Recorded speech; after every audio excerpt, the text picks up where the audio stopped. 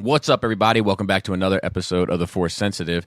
Today, we have a special guest in the building, a guest that has been near and dear to the Cool Table heart, and I believe he is even on his own podcast these days. He's just, this little bud is flowering just right in front of our eyes. Today, we have Mr. Josh Fisher, the Peg Leg Pirate, joining us. Arr! Morning, mateys. And for those listening that are unfamiliar with him, that's just how he talks. So it's going to be a long show. Not really. Josh, how are you? But I'm great, feeling really well this morning. Thank you guys for the opportunity to come on and talk about this wonderful franchise that we've grown up with over the years, and really excited to see what unfolds. Good. Josh, for those that don't know, he last year, or 2 years ago now, I guess. Was it 2 years ago now, Josh? Last year in May. Last year in May, okay.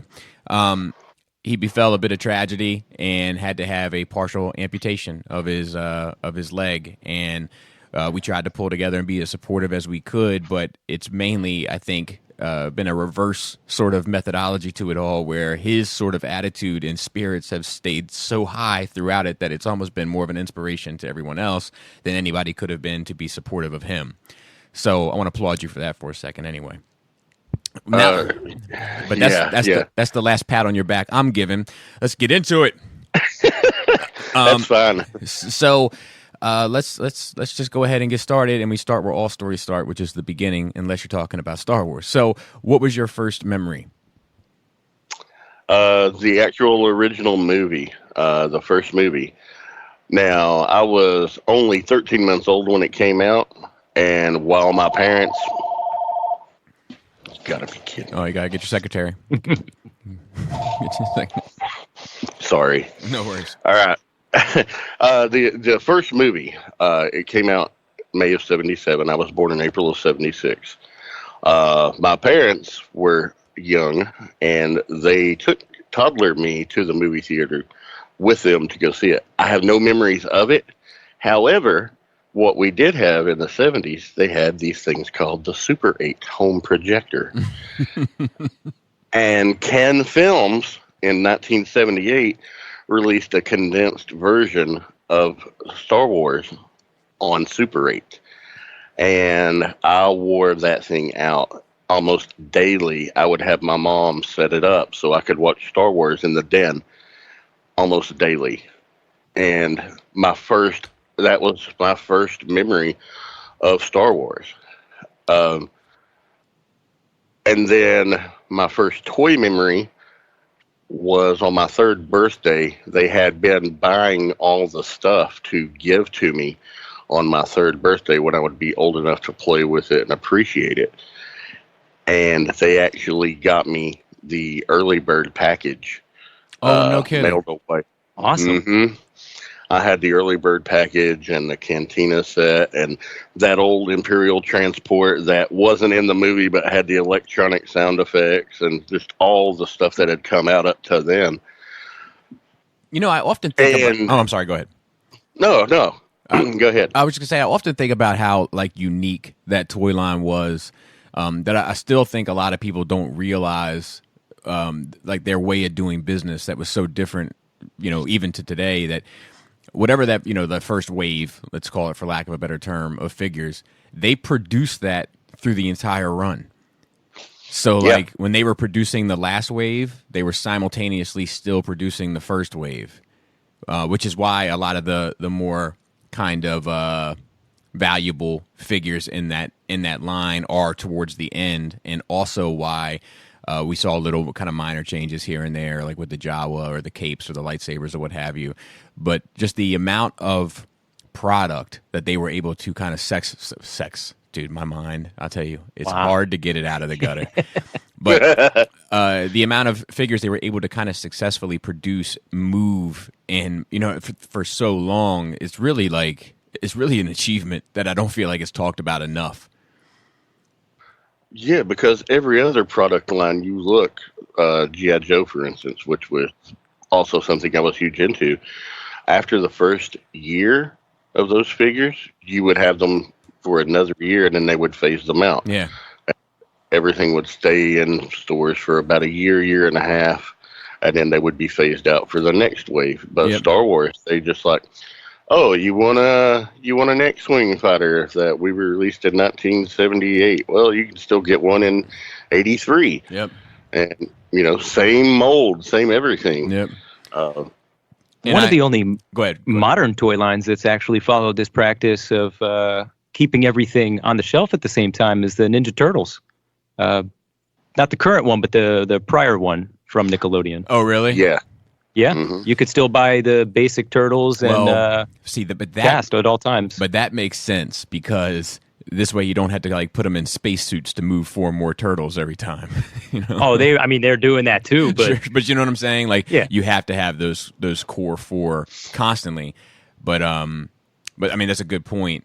But I feel like, were they still producing, like, if they had, I don't know, Bebop, were they still producing him towards the end, or was it just mainly the 4? I mean, there was a different set of mutants, but there was always like a Shredder and a Splinter as Gotcha. well. Like, you had your core characters Gotcha. at all times. Gotcha. That's good. That's cool.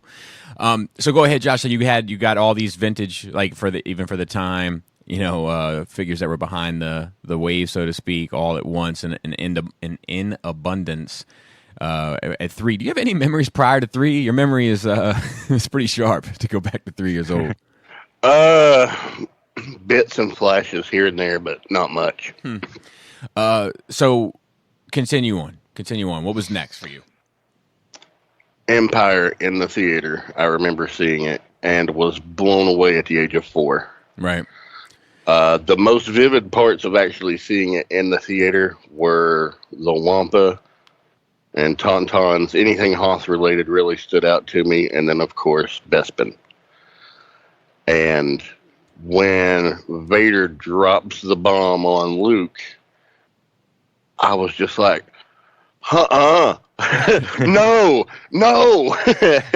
And, me and my cousins, we loved Star Wars. We played Star Wars daily, all the time. And for years, up until when Jedi came out, we were like, do you think it's true? Do you think he really is his dad? No, can't be true. He's a liar. And something that I've learned a long time ago is that Sith don't lie. Sith and hips, and Sith with hips especially. Yeah. But, yeah, man. And of course, seeing my cousins and actually going to see Jedi in the theater on the opening weekend, that was a pretty tremendous thing because that was when I had the most vivid and recalled the best out of the theater experiences because I was 7 at that time. Mm-hmm. But yeah, man, I eat, breathe, sleep, repeat Star Wars as a young child for years and years and years up until the Yuuzhan Vong stuff. Right. But before we get there, so the entire time you're watching these movies, you're enjoying them, you're seeing them in the theater, which is crazy because, like, for me anyway, because I don't even have a point of reference for that. I often have this discussion with people, because it's interesting for me to hear your kind of reaction to this the kind of twist of Empire. I often have this discussion and kind of contemplation with Adam and people born around the time that Empire came out initially, so they would have been 84, 85 before they ever saw all 3 movies. Mm-hmm. I often wonder if that was a surprise for me at the time, or if it had kind of already become ingrained in pop culture where I sort of knew it without seeing it. You know what I mean? Like, like I talk to people every once in a while that that have never seen the Avengers movies. They're like, but they know the snap. They know what that means, and they can drop it as a reference. And I often wonder if I even knew or was already aware of the twist of Empire, and I can't recall for the life of me because I don't remember it being like this like jaw dropping moment for me, as a young lad. But I could tell you, I had that moment robbed from me because I'd seen the movies out of order, so I haven't seen Return of the Jedi. I had already known. Oh man, yeah, that was that, and it kind of goes into my whole thing about spoilers. I don't hate spoilers, but I don't actively seek them. Mm-hmm. So I tend not to look for them. So if I hear them, I'm like, oh, okay. But I'm not like, oh, that was ruined for me. But I loved the anticipation, the not knowing, and the speculation of that. And that was mainly due because of that, in Empire. And of course, it's the 80s. Everything ended on a cliffhanger. It's like, Right. who shot JR? That shit was huge back Right. when I was in it. And now everybody's like, I have to know what happened, and they're looking up and they want to know immediately. They want everything answered right then. It's like, come on, half of the fun is the speculation and the wonder. I have and to the own a little playground bit of that. scenarios.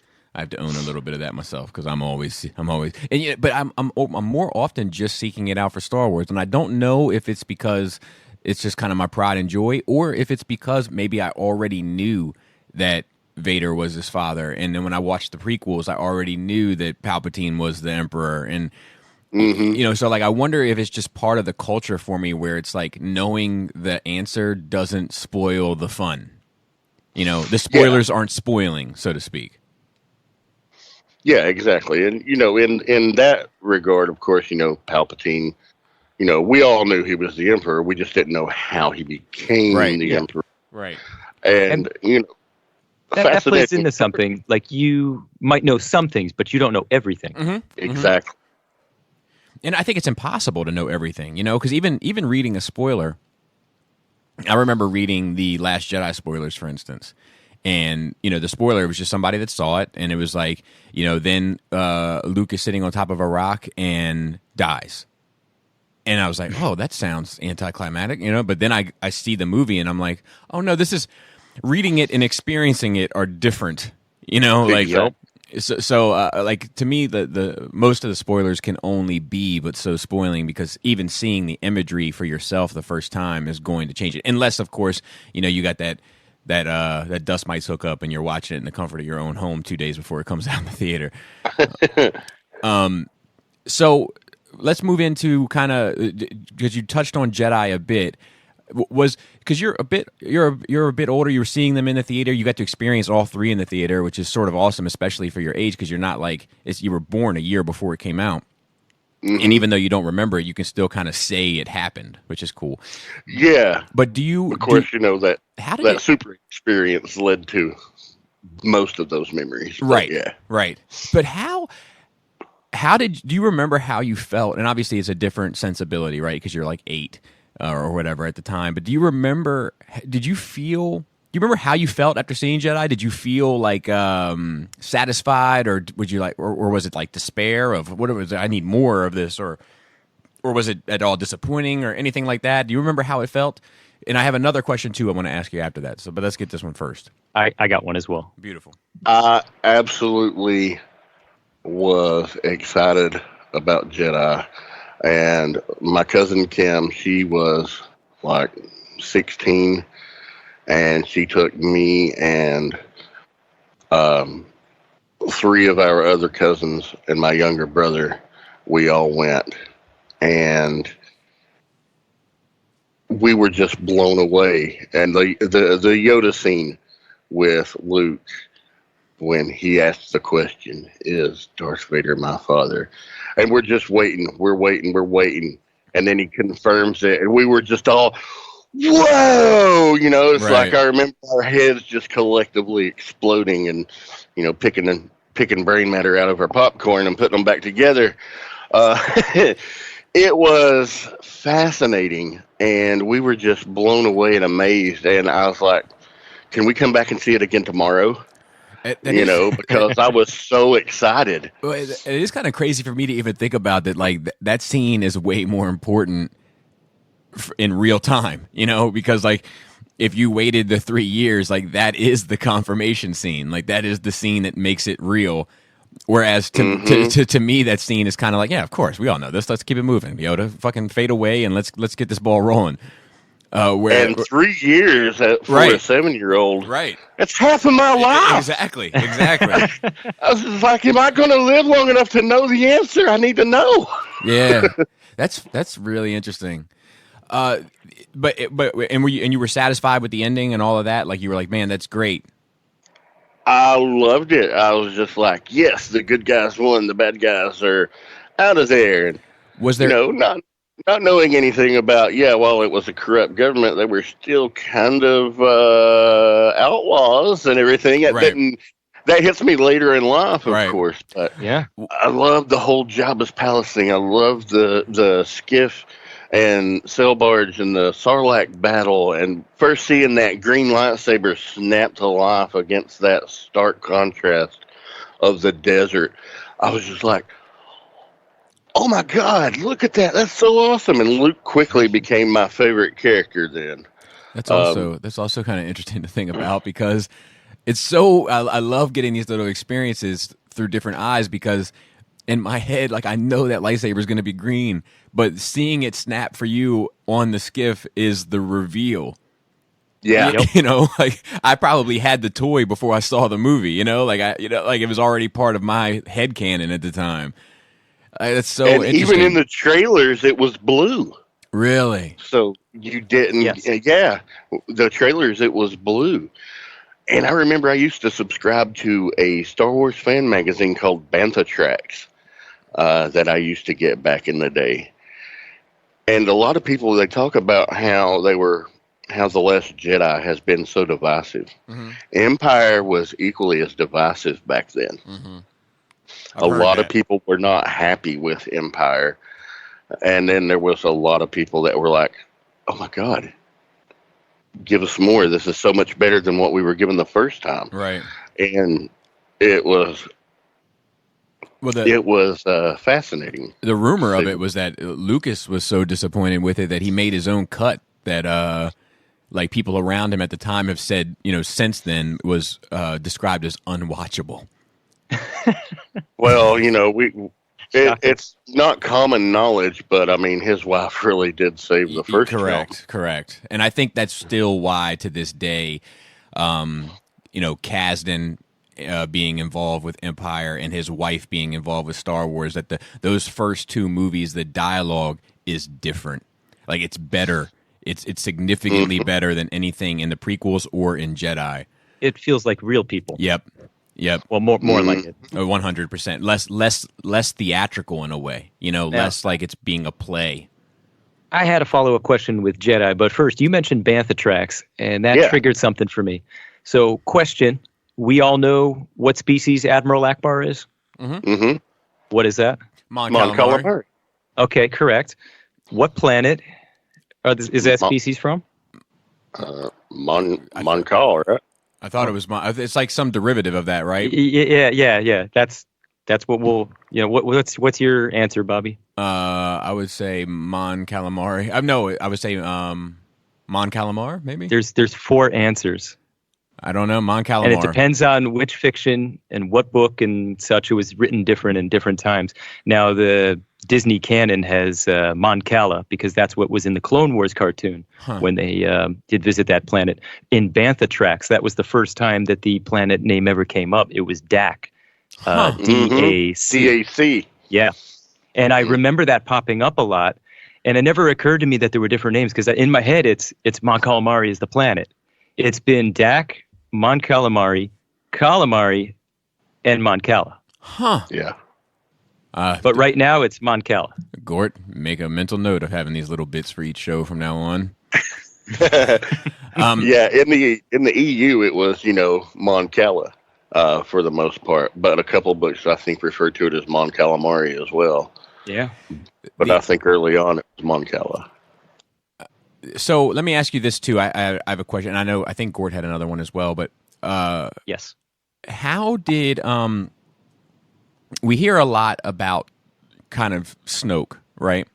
Both in favor of and also kind of disappointment in regard to kind of fleshing out that character. And one of the rebuttals to that is, well, we didn't know much about the Emperor as well, but he's still like this super endearing character at the time, before the prequels. How did the Emperor strike you at the time, and how do you compare that to how Snoke strikes you? Being as though you kind of lived through the era where it was a new character introduced to you, well into your fandom.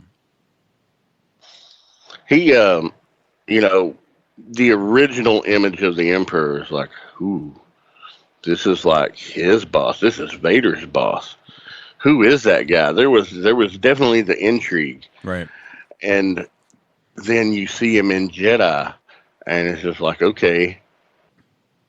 Back then, it was just easier to accept, I think.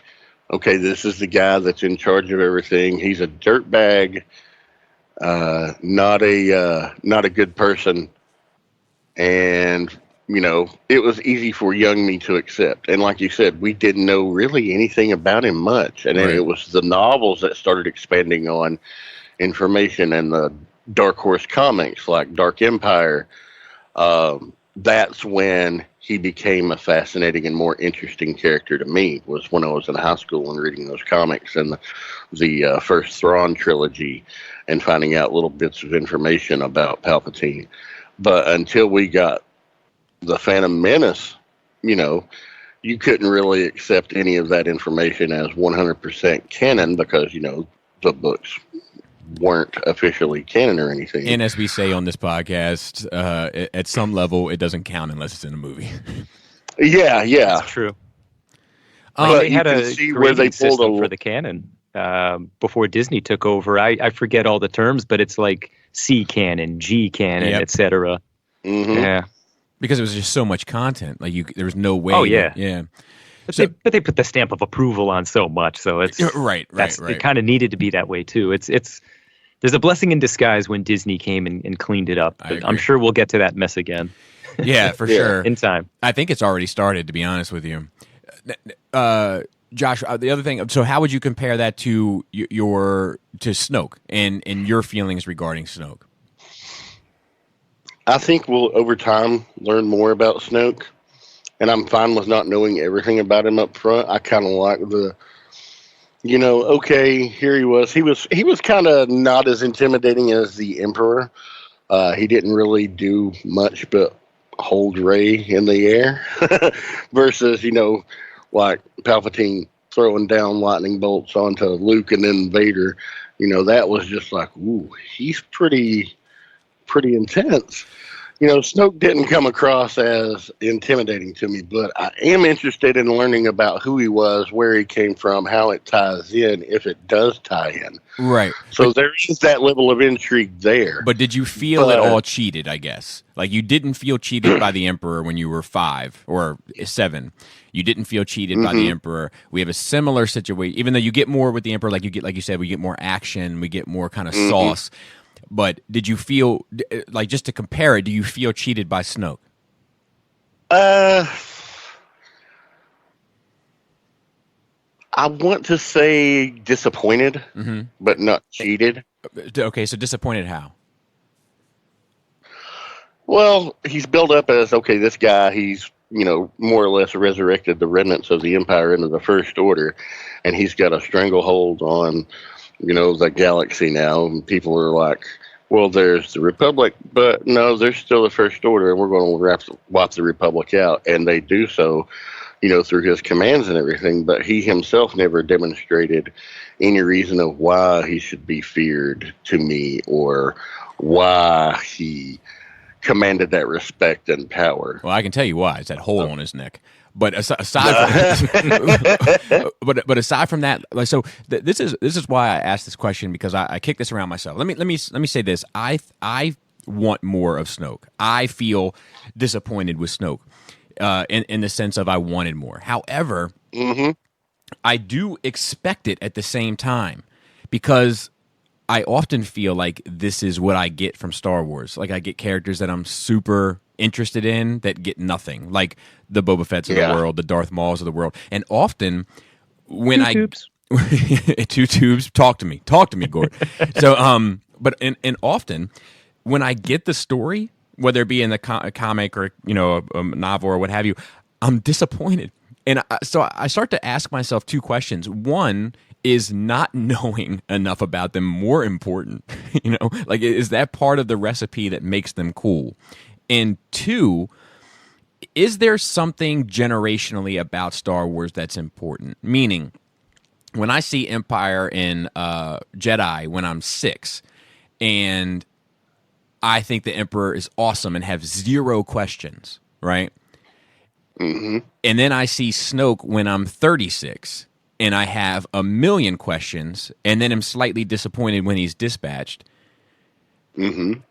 Is that because Star Wars at its core and at its heart is a medium best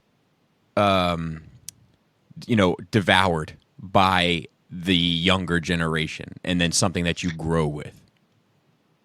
Actually, I do think it is that. I do too. I think it has always been intended for kids, but it was always also palatable for families. But it's our sensibilities as we grow and acquire knowledge and see how things really are in the world and how they translate to these characters on screen. You start to wonder, okay, well, how did they become like this? I need to know what drove this person to be this way. Whereas, when you're a young kid, it's just like, that's the bad guy. Yeah. That's the good guy. And the thirst for knowledge, I think, comes with that maturity. Sometimes it's better to have the mystery than having too much. Yep. And I would use Boba Fett as an example, and not because he was a child clone, but the early comics and stories with him, he said very little. And in fact, I remember there was one comic he said nothing, kind of Snake Eyes style. Right. But he didn't need to say anything. It was nice to see the man do cool things. You didn't need to know about him. The mystery was still there, and he was a very enjoyable character. But the more we got to know him, early age and then later age, like legacy era, oh, God. You lose the intrigue, you lose the mystique. You do. You really do. And I often think about it, too, when I hear, guys that are clawing at 40 or have moved beyond it, constantly asking and trying to make sense of Rey's abilities and how it doesn't add up to them, and et cetera. And then I ask my kids who their favorite characters are, and Rey is in their top 5. But it's speaking to their generation. They don't give a shit how Rey got her powers. They just love her character and want to be her. Bobby, I wanted to be Han Solo. Yeah, go ahead. What's 12 times 52? Dude, 12 But there's people that could answer that right away. Right. That's what Rey is. Right. She could just be good at things. Right. Deal with it. Right. Yeah, no, but I agree. But I think that is part of the recipe. That recipe is best served to a child. Like Star Wars is a children's story that has enough meat in it, if you dig beneath, to still intrigue the adult. Like the problem with that intrigue is that it's a double-edged sword, right? So then you start asking too many questions, and then unless you can find a way to explain it in your head, you get disenfranchised because it's not really meant for you in the first place, which I do think is something like I think that could be like probably its own show to kind of dissect. But that's not the purpose of this show. The purpose of this show is you. So we move into the Dark Ages, and with those Dark Ages comes Ewok movies. The Ewok movies, the Caravan of Courage and Battle for Endor, the Ewoks cartoon, the Droids cartoon, all that was. I remember the first Ewok movie. Wicket would speak a little bit of dialogue. Yeah. And this came out in 84, 85, maybe it was late 84. I was in the 4th grade, and I was either 9 or 10 years old. It was somewhere in that area. And, of course, we see, oh, wow, we're getting an Ewoks movie. We're excited as kids.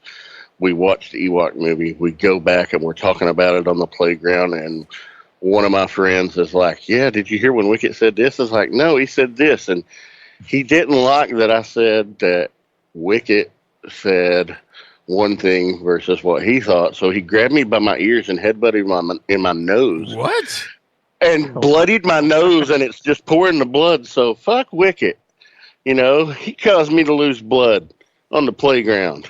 It was out of hand. You shed But yeah, you shed blood for the Ewok movie. How trash I is that? shed blood. Exactly, and not intentionally either. But that's what I remember most about Caravan of Courage, or whichever one came first. Was it Caravan of Courage? Yeah, I thought Caravan it of was. Courage was first in '84. And Battle were the follow up after, like, hey, remember this family? Kill them. Yeah. Right away. Yeah. Yeah. Oh, look, Wilfred Brimley. He's going to sell you some oatmeal and, And tell you to get out of the hut. And I think that I could be wrong, but I think the only character that reprised his role was Warwick. Like the brother had come back. Oh, okay. From But I think that's it. no. Whoever else I'm saying from Jedi. Warwick. Yeah. Yes, Like yes. Logray was replaced. Chirpa was replaced. You know what? They did Logray dirty. He was he had black stripes in the movie. In Jedi, he had the tan stripes. Oh yeah. So that was rough for you as well. How did your collecting fare? Because I'll be honest, from my point of view, the Jedi are evil. But aside from that, that was the hardest thing for me, was the total lack of product to consume during that period, and like I kind of feel like Jack Nicholson in '89 Batman, where like, that wasn't easy for me to get over, and don't think that I didn't try. Like that's how I feel about that era. I still wanted to buy those toys in abundance, and like still looked for them longingly in toy stores with no luck. It wasn't easy for me. What was it like for you? Because you were a collector at a young age. So how did you deal with that era? Yeah. Fortunately, I was into a lot of lines, but I still longed for new Star Wars toys. And it seemed like for a while we were still going to get them. And then it just all disappeared. One day, just gone. Boom. The well dried up overnight. Yeah. Because I love the fact that, if you missed out on something before, you could still find it in the store. And I remember the last new Star Wars toy I saw on the shelf was in '85, and it was a Power of the Force with the coin, and I think it was a Han in Carbonite. Huh. And it was that was the last toy I remember seeing on store pegs before the droid stuff. And I was like, I want that Han Solo. So I got it, and I never knew this was going to be my last Star Wars purchase for the next 10 years. Yeah. I didn't realize that. I there was a flea market near where we grew up, and it was only on Sundays, and it was only during the summer months.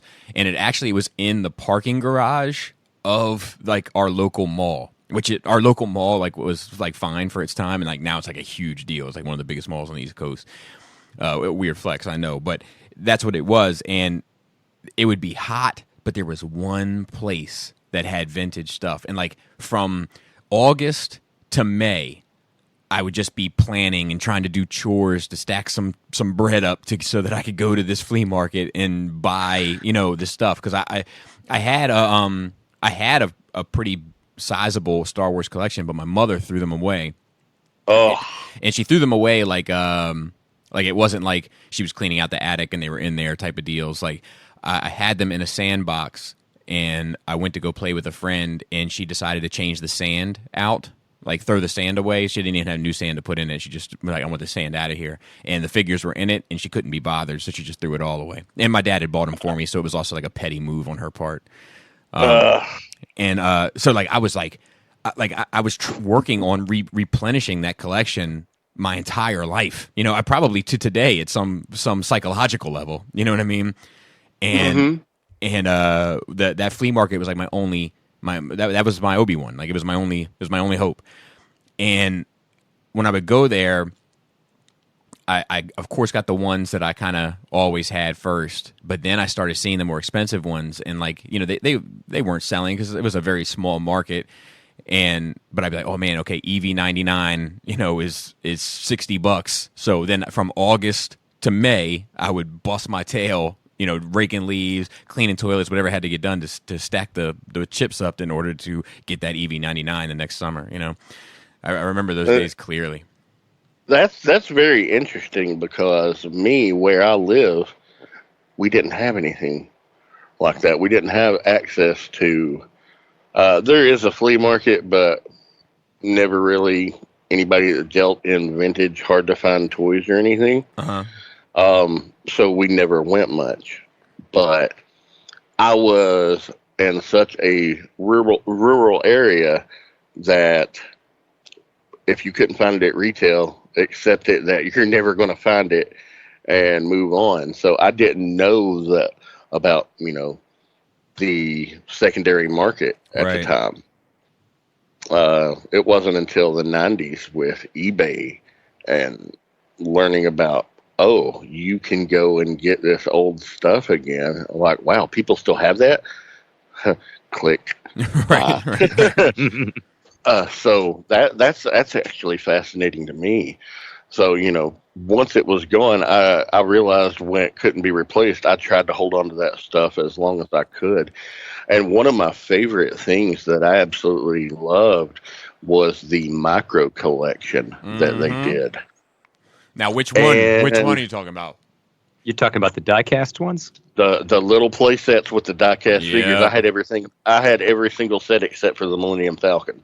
They were great, dude. And I always wanted the Millennium Falcon, and I never could find it. But they were only in stores for just over a year. And, they were kind of pricey. Like, the bigger sets cost like $15 at the time. Yeah. And, that wasn't chump change to a parent back in 82. Right. Dude, all those gimmicks. The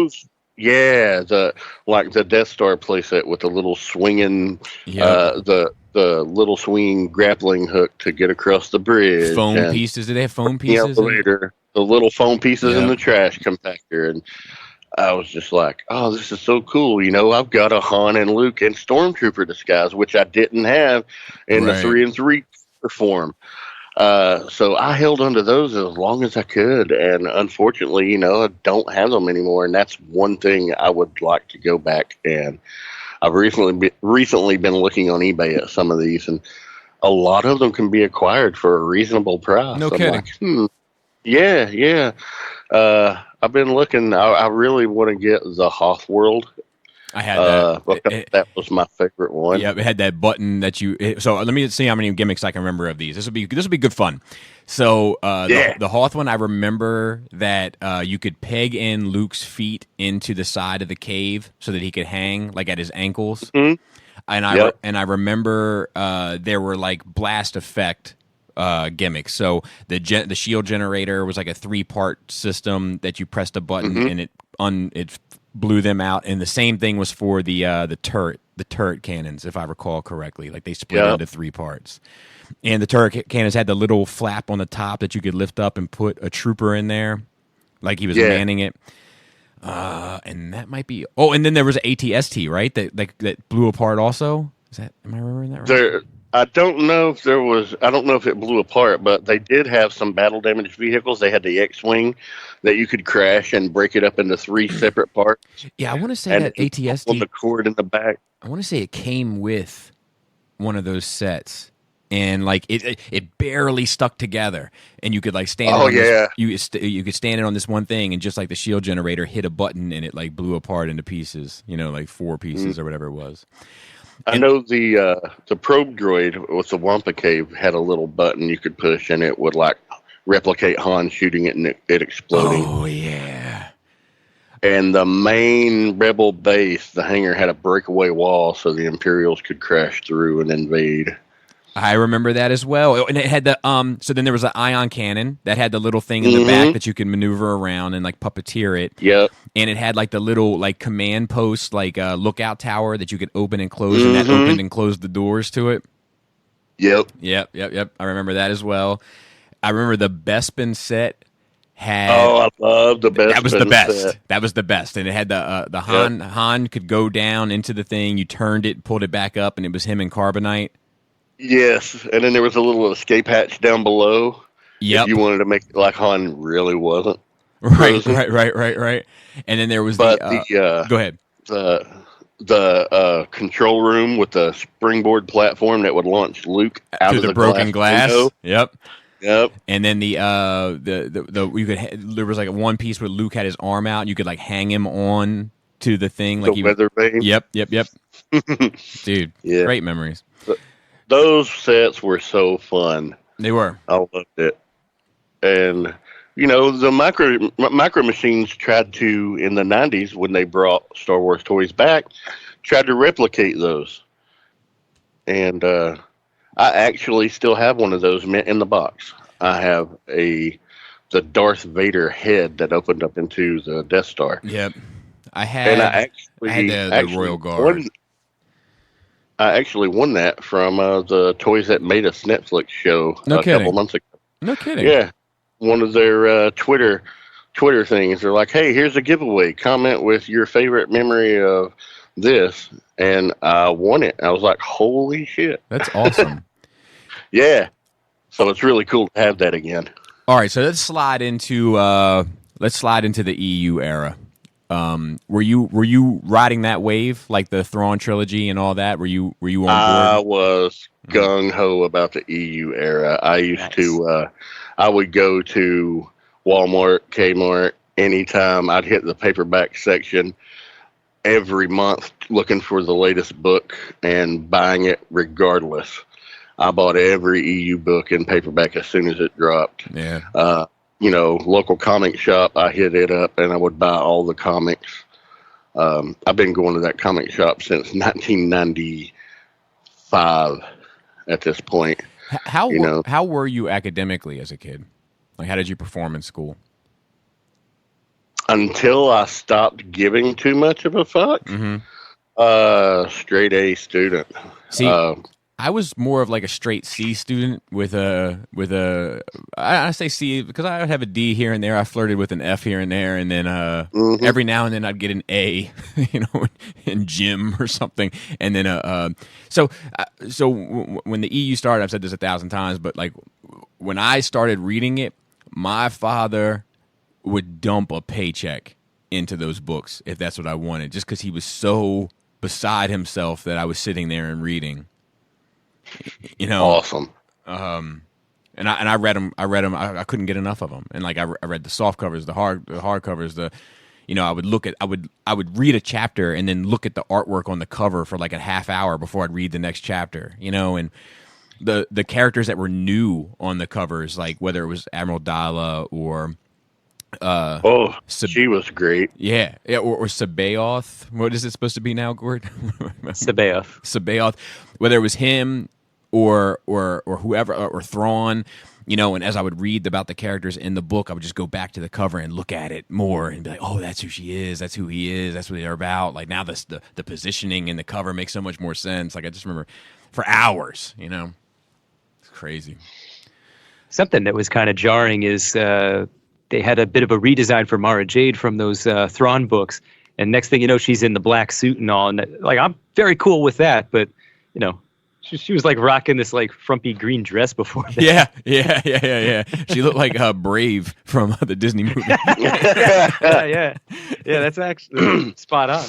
I remember after reading the Thrawn trilogy for the first time, and Mara Jade saying to Luke that she was in Jabba's palace. Yeah. I went back and I would watch Return of the Jedi just to see anybody. And there is a woman in Jabba's palace in a red jumpsuit, like when he's fed to the Rancor, kind of cheering for him to die. And I'm like, really? I wonder if that's her. So in my head canon, I established, that's Mara Jade, before they knew she was Mara Jade. Right. So Shadows of the Empire. Shadows. That was interesting because I was really excited about that being rolled out with its multimedia tie-ins. Bought the book, read the comic tie-ins, had the video game, and if you beat the video game, like you read the book, you think Dash, pardon me. If you read the book, you think Dash Rendar perishes at the end, but if you play the video game, he actually gets played. Yeah, it's true. Now, most importantly about Shadows of the Empire, did you have the soundtrack? I knew it. I did. Nice. I did. I had everything. I had my girlfriend at the time actually bought me the Outrider for Christmas. I love that ship. Yeah, it was great. And I love the fact that when they did the special edition of A New Hope, there is a shot of the Outrider leaving Mos Eisley. Yep. That they put in. That was so cool to me. I was like, okay, that makes that whole story canon. Yep. You know, I loved how Luke was struggling to learn the subtleties in his cybernetic hand, learning not to grasp things too hard or it would just shatter and crush it. Yeah. Yeah, he was crushing like I remember in the comic like the table. Mm-hmm. You know, and that was fascinating to me. It's like, okay, here's a real world handicap applied to someone in this universe. How is it going to affect them? And I can say from firsthand experience, you can adapt quickly to things like that. But yeah, I love Shadows of the Empire. So you mentioned that you. I don't know go ahead. Do they even consider it canon anymore? No, it's Legends. No, but we still have the Outrider as a ship. They had it featured in Rebels. Yes. Well, not the Outrider, but the model of ship. Nice. Right. Did you? I was going to ask. Oh, because you mentioned having the Outrider, so you had gotten back into the Kenner relaunch of Star Wars 3 3/4 as well. Oh, big time. Yeah, me too. When it launched, I was 19. I was living in South Carolina with my grandmother. I moved down there and lived with her right out of high school. And I was reading Wizard magazine, and I was working in a comic shop, and I saw that one issue. Kenner is relaunching Star Wars. Yeah. In stylized way, I was like, what? I was like, you got to be kidding me. I was so excited. And I looked and I told my boss, I was like, I need this day off. I was at Toys R Us at 9 a.m. when they opened the doors, and I went and I grabbed every single figure in the first wave. That's awesome. Yeah. And I actually had the Boba Fett with the half circle hands on his gloves, which was the after one, which you could probably get for $6 now on card. Right. Maybe $5. Maybe. Yeah. Well, that's if you buy him and a Stormtrooper, you know. It's a $5 combo bundle. Did you have any issue with the proportions of them at the time? At the time, no. Me neither, dude. I think about that all the time. I'd have been a trash reviewer back then. I was just too so happy. excited. Yeah, I was too happy. I was just like, oh, it's perfect. It's perfect. Obi-Wan looks perfect. Lando looks perfect. Chewbacca was fucking ripped. Dude, Lando was the most obvious to me. I was like, God, this dude's been getting in the gym, Mac. The one that I feel like I noticed first was the Luke. Like, he looked a little ridiculous. You know, had a bit of the Prince Adam going. The thing I disliked is like Han in his stance. He could only stand one way, the way his one leg. A lot of them were. One leg back, one leg forward. But he had the skirt that kept him balanced. Yeah. I didn't mind the proportions until I bought the Millennium Falcon reissue and realized that these sons of bitches can't sit in the cockpit.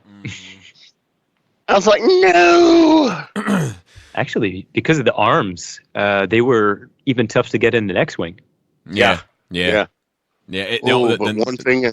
The nice thing about Luke was the way that his legs were molded. When you flipped the hips up, the feet kind of came together, like you know what I mean? Like it was almost like one ankle was over top of the other, like he was laid back with his feet up, and then that would help get him into the X-wing. I'm thinking about it too. The pilot Luke that we got, the first one, it was a snowspeeder pilot too, not X-wing. Yeah, because he had the vest. Yep. Yeah. With the big collar. So stylish. So then you get word that the prequels are coming, and you see the trailer for the Phantom Menace. And what is that experience like? When I first found out about the prequels, I had actually gone and bought the new VHS 3-pack that they had just released in '95 because that'd been the first box set release in.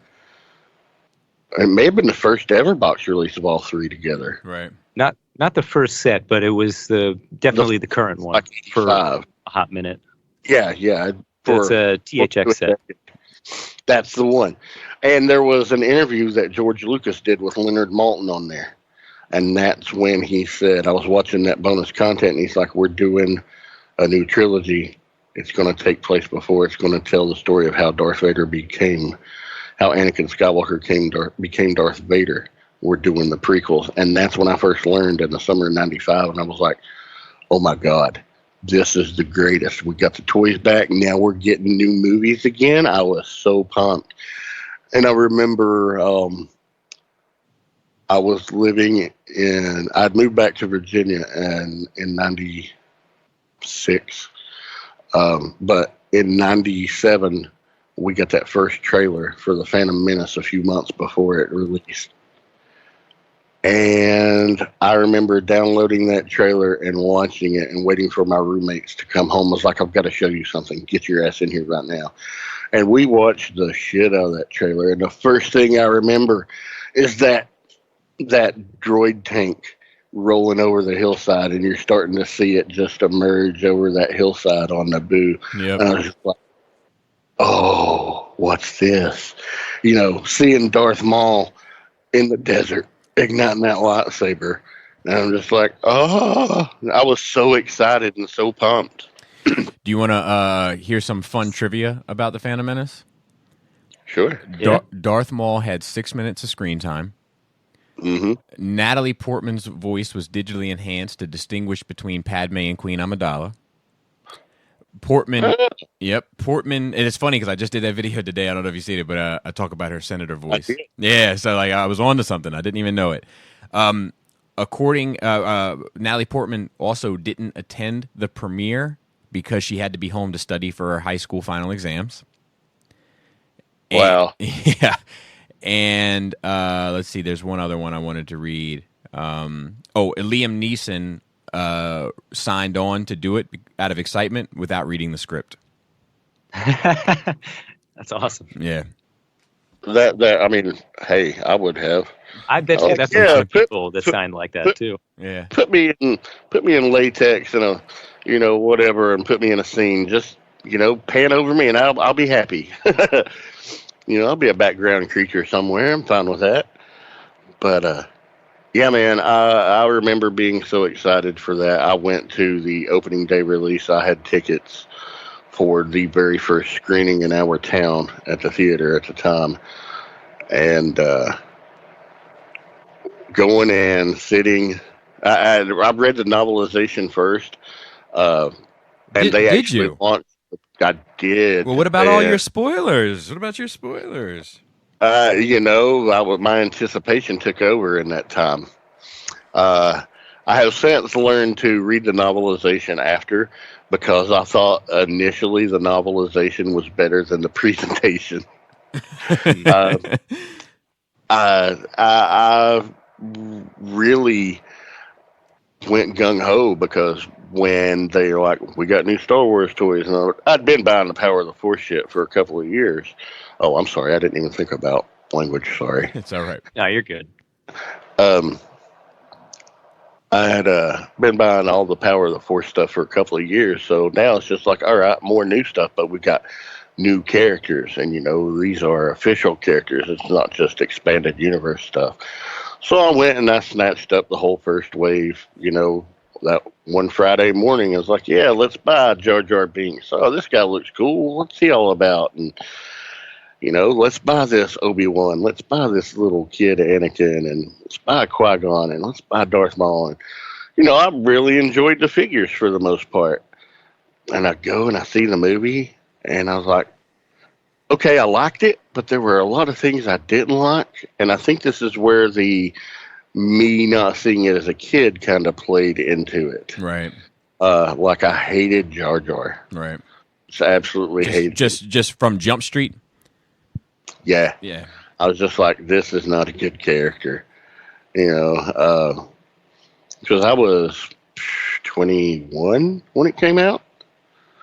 So I had a hard time accepting Jar Jar as a character. Yeah, I hear you. But, that lightsaber battle, loved it. And wonderful. And I loved the whole, when the music kicked in, that choir in the background during that battle, that was amazing. So, there was a lot of good in that movie, but I was old enough to see the bad in it. And it's just like, okay, do I love Star Wars as much as I did?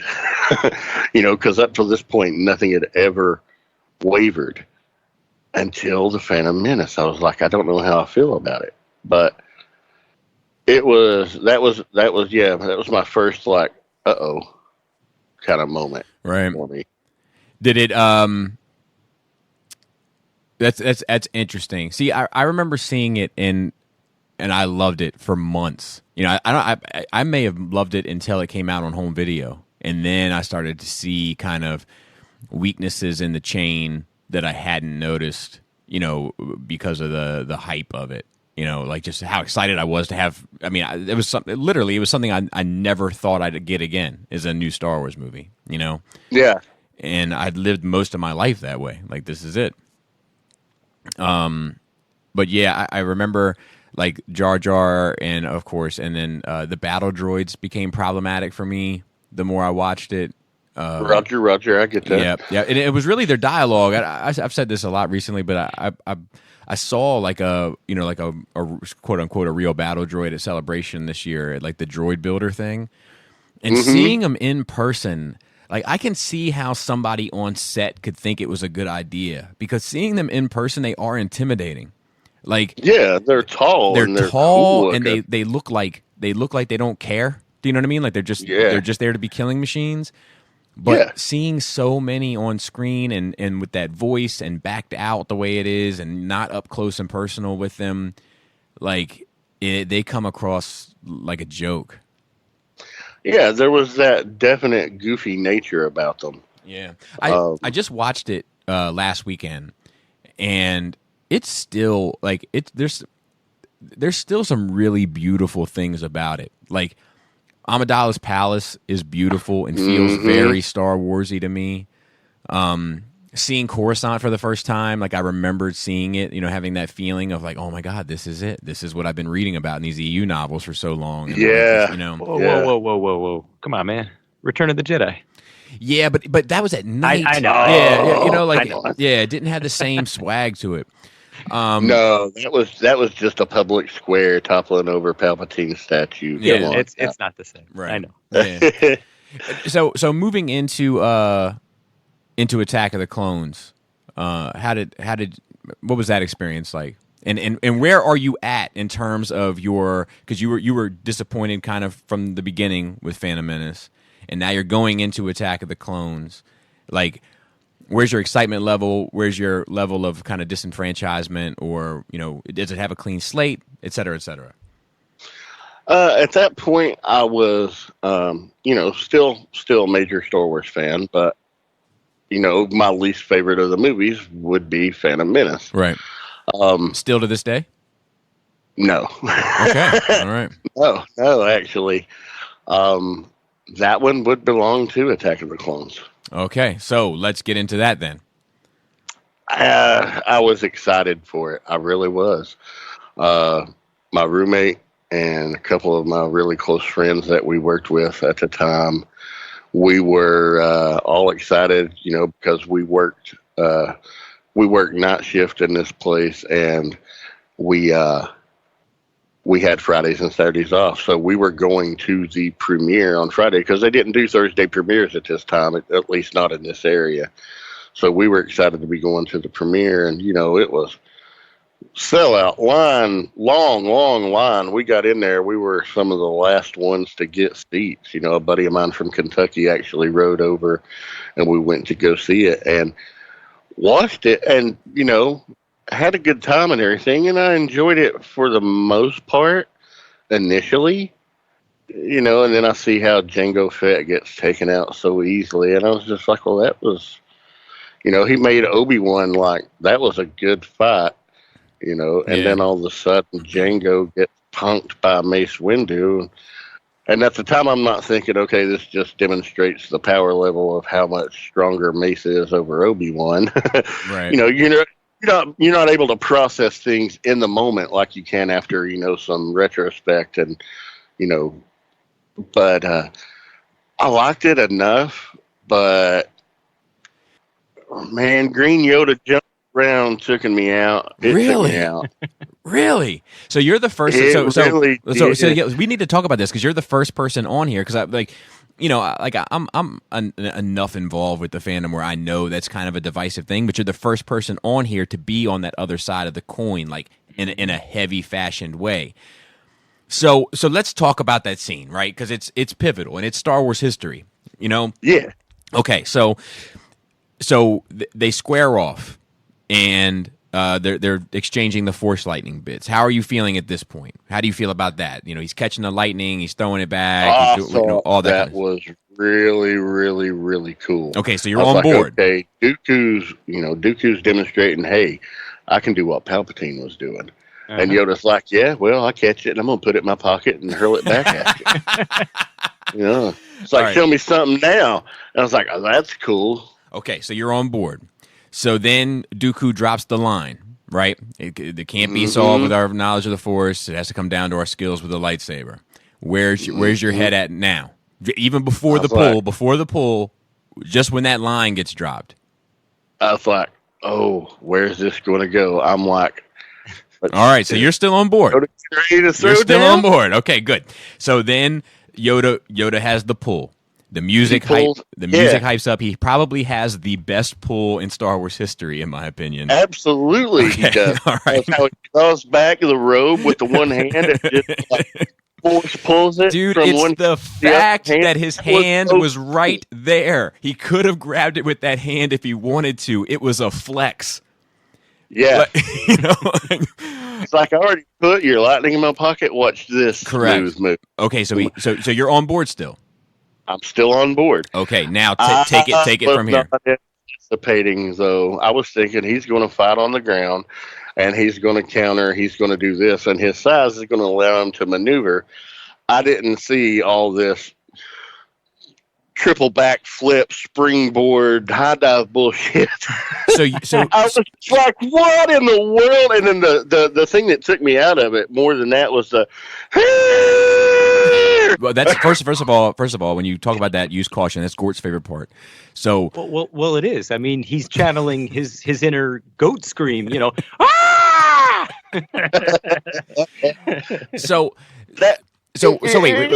I want to dissect this so far. I want to dissect this. So, what you would have preferred, because I want you to think about this, right? Because I know the flips are a bit much. I can see it. Objectively, I can see it. I love it, but I can see it.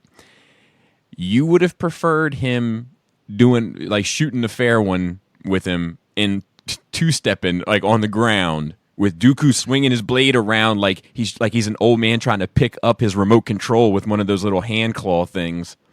Yeah. You would have. I want you to take a minute. And I want you to imagine how that looks.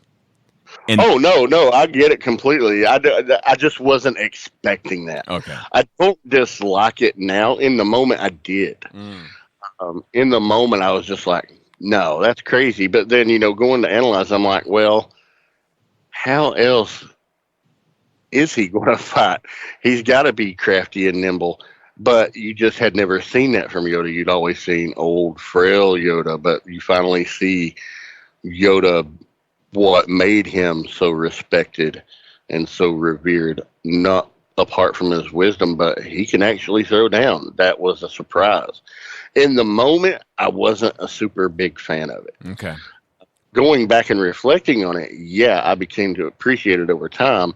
But I do also recognize that some of it does come across as goofy, but I'm okay with that because it's not like Roger levels of goofy. Correct. Or John levels of goofy. But, I imagine for a young kid how they would eat that up. And I can tell you, let's see, that was 2002. A 21-year-old ate that up as well. Yeah. So here, let's have that discussion real quick. Let's do top three. It's hard. Top three pulls. Oh, top three lightsaber pulls? Mm-hmm. That Yoda one definitely. I'm gonna give that one number one. Yeah, that is absolutely number one. To now, Gort, what do you got? Do you have Yoda's as number one, Gort?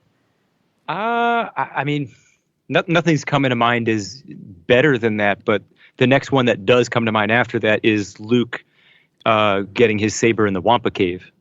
Yeah, that's a good one. And I think that's the first one. That's Luke's first one. I think it's the first one. Period. Yeah. Well, because I'm suggesting that it doesn't have to be. I got my next one. It doesn't have to be the Force. You know what I mean? Like you could just bring it off of your belt if you want. Like I'll count that as well. It doesn't have to be Force. Yeah. Okay. Oh yeah, that's fair. Let's see. I would put. I think my number two might. It's hard, dude. Like the next two that jump to mind for me are Rey catching it. In Snoke, right? In Snoke's throne room, and no.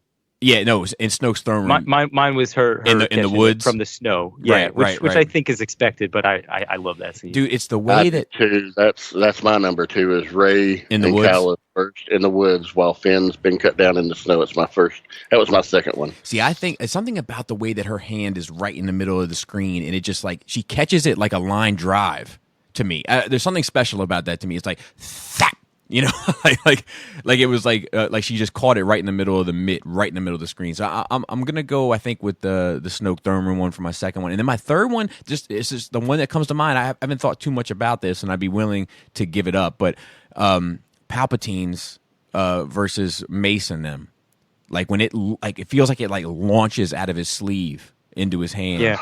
Oh yeah, like an old card player. Yeah. Hiding the gun. Interesting question about that. Do you think that he had a mechanism, or that's just it's there and he uses the Force to pull it out? I think it's a Force pull. I would think that too. I don't think he would trust a mechanism versus his own power. Yeah. Actually, yeah, you say it like that. That makes a lot of sense that way. And I remember in the trailer, like when he, are you threatening me, Master Jedi? And it's launched into his hand, and then it shows him like land in front of all four of them, and there's like this scream that's in it. Yeah. Like I was like, oh my god, and I don't think it's in the movie, but I still hear it in my head when I see the movie. I think those would be my three at just first glance, not really dissecting it. There's other ones that come to mind. Luke landing his on the skiff comes to mind.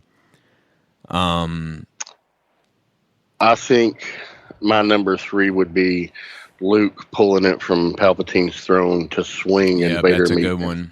That's a good one.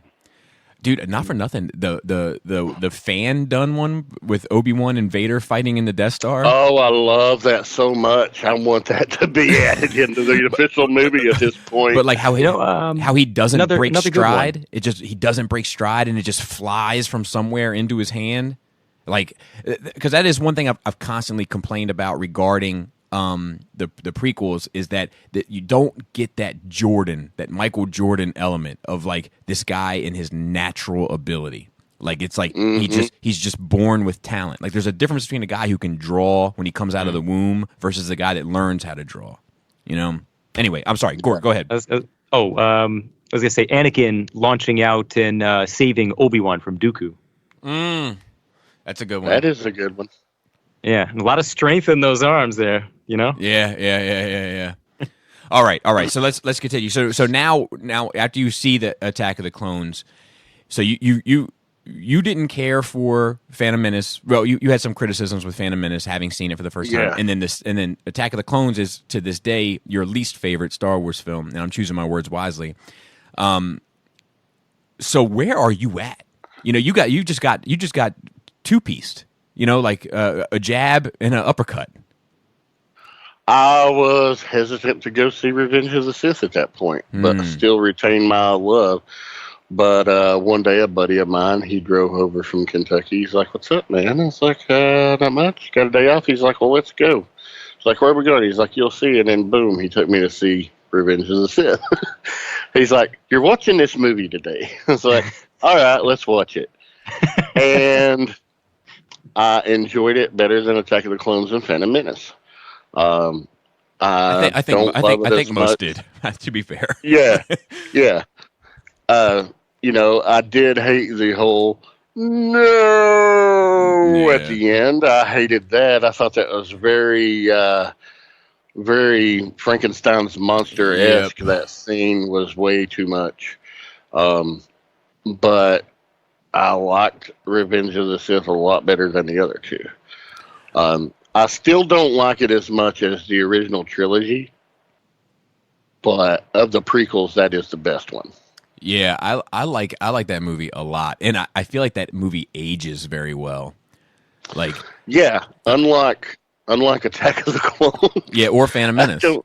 I Yeah, but there's something about it's the magic of it all, right? Because that is that story, for better or worse, like that is kind of the tipping point of the entire saga, it and really is. yeah, and I remember watching those trailers and just like by this point the internet is a little bit more up and running than it was at Attack of the Clones, and like you could kind of access those trailers a bit easier, and just watching them over and over and over again, and like that every single Jedi is now an enemy of the Republic. Like I was like, oh my god, like this is it. And then unfortunately it was like a 20-second sequence, but a good 20-second sequence. Oh yeah. How did it Order 66. how did it fit? How did it affect your view of the prequels? Now that it was concluded, now that you enjoyed it more than the previous two, how did it affect your view overall of them, if at all? I thought it was a good way to wrap them up. Uh, ending on a high note, if you can call it a high note. Right. A low note that happens to be a high Everybody just got murdered. Yeah. Well, that was the beauty of it. Not the murder itself, but how the Jedi, how their fall and Palpatine's rise to absolute power. That made Jedi so much more significant. Yeah. When you see, as a 7-year-old, oh wow, here's this bad guy, and then as a 27-year-old, something like that. Right. I can't remember how old I was when it came out. What was that? 2005. Correct. Yes. May 19th. Okay, 29. Wow. So yeah, seeing it then, so many years removed later, how it made Palpatine so much more of a badass in my eyes. How he dispatches 4 Master Jedi hands, with ease, relative ease, but yet manages to suck Anakin and fully convert him to the dark side in that moment. How manipulative he was. That's where the genius of Revenge of the Sith comes into play for me, is how much it did for Palpatine.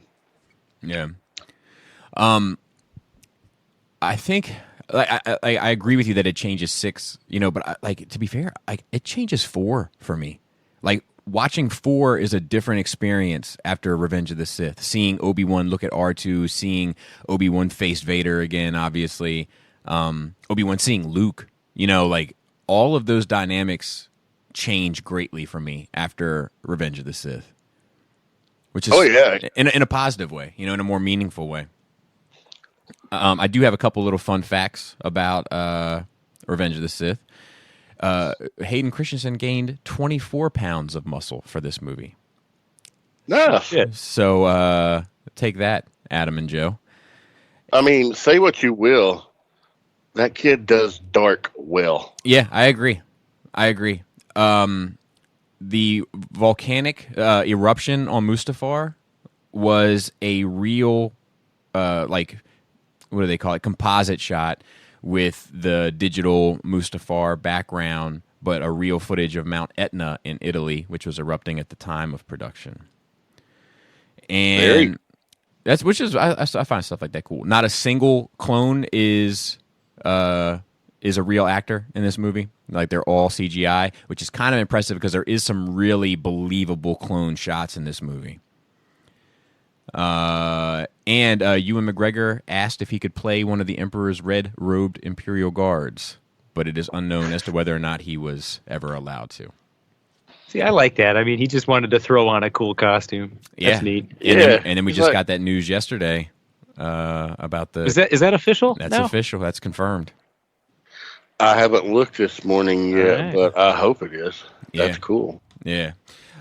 So the prequels are done, and you're still continuing with the EU, and you don't really tap into the Clone Wars too much, correct? No, I never watched. I watched the original Clone Wars, like animated shorts on Cartoon Network. Mm-hmm. Nice. But I didn't like the animation style, but I thought they were cool enough, but I never revisited them. Right. And then the Clone Wars movie and the Clone Wars series, I never checked out. You should definitely check out the series now. Wait, you still haven't? Oh, I still haven't, but I absolutely am going to, since they are wrapping that storyline up with their subscription service when it launches. Right. So I will definitely be checking it out. But you're still heavy into the novels. At this point, when they concluded the Yuzhan Vong stuff, I checked out. Okay, so aside any more of the novels, you read that entire book series? Well, we know we didn't read one. Which one? Truce at Bakura. Well, no, I just meant the Yuzhan Vong series. Truce at Bakura, I did read. I actually owned it. No, you didn't. I did. Go look at your Patreon comments from last week. No, I saw it. I saw it. I didn't believe it. I didn't believe it there either. And I got news for you, Josh. I own it as well. So, one of my friends had watched the pronunciation game, and he sent me a message to tell me, "Oh no, I have that book, The Truce of Bakura." No, you're mistaken. It might be Courtship of Princess Leia you're thinking of. Yeah, I own it. They look very similar. I own it. I've never read it. So really. Never had? Nope. Yeah, I tried to one time, and I was like, "This is terrible. I'm stopping." So the Yuzhan Vong. What was the big? Let me ask you this about the Yuzhan Vong. Did you read the Swarm stuff? Because that came out right afterward. I don't think I read the Swarm stuff. Okay, because that was even worse in my opinion. But what was your issue with the Yuzhan Vong stuff? For those that don't know, the Yuzhan Vong were it was an alien race from outside of the kind of the unknown regions, as they're kind of referred to now, and their entire technology was based on biological elements. So their ships were biological, their weapons were biological, both melee and kind of firearms. They had some kind of immunity to the Force or something. Is that? They're just absent from it. Okay. Yeah. You can't sense them. You can't use powers on them. They're just like they don't exist, but they're there. And then they had like a bird creature that hung around them, Vergiri or something like that. That's a good one for the game, right? But so she hung around, and she knew some background information. It's so they invade kind of the known galaxy, and then they have to kind of be thwarted, as it were. But it was the first real Star Wars story that didn't really deal with any kind of dark side or Imperial element at all, really. And at the same time, it wasn't like a smuggler story, right? So it dealt with the Force, but it didn't deal with the dark side, which I just think is a necessary component. But so you read it. What was your turnoffs to it? What bothered you about it? Dropping a moon on Chewbacca. Yeah. I was like, come on. That was really reaching there. Manages to get Han's kid on the Falcon, Anakin, but not himself. I mean, and he's got long arms. Yeah. Grab hold. Yeah. And then it ended up being for nothing because Anakin dies. Like that's what sucked. And not at the end of that series, just halfway through. Halfway through. Mm-hmm. And what was it? It was 19 books? Was it 19? Yeah, I think so. I think it was 19,000. Yeah. It felt like 19,000. I know that. It was. The only thing that I felt was cool about that series was in the very last book, it's Luke unleashed. Yes. And I remember, the only thing I remember is that like one of the last chapters of the book, they talk about Luke storming their fortress or whatever, and they say something along the lines of, when the story was told, it was that 20 or 30 Jedi were attacking this fortress, but it was just Luke. It was just how fast and kind of furious, for lack of a better term, he was approaching the battle. That was cool, but it was like the only thing that was. And there's some kind of Force philosophy stuff that's interesting in there in regards to Jason, but those are the only two real highlights for me in that entire series, and it reeked to me of Cobra Law, and I say that all the time, but it just bothered me. Yeah, Cobra Law. Let's not go there. So you stopped reading the EU, which is unfortunate because the in my opinion, the book series that came after the Swarm, the Nest, or whatever it was called, that's some of the best EU stuff ever written, in my opinion. Now that's the Jason going to the dark side. Yes. And yes. Yeah, unfortunately, I haven't checked those out, but I know enough about the story that I want to get those books. They're good. Read them they're good. Because, yeah. So that brings us to the Disney era. Now, before we get heavy into the Disney era, let's check back in on your collecting. Where are you now? What are you buying? This is 2015, Court. Am I right about that? For Force Awakens? Yeah. Okay, so what are you buying? What are you collecting? What is your Star Wars kind of passion looking like at home? Very, very limited in actual Star Wars merchandise. Okay. I have the 2008 Legacy Millennium Falcon, the big 2.5 foot long one with all the electronics that came with Han and Chewie. Right. Love that piece. It's amazing. Yeah, for sure.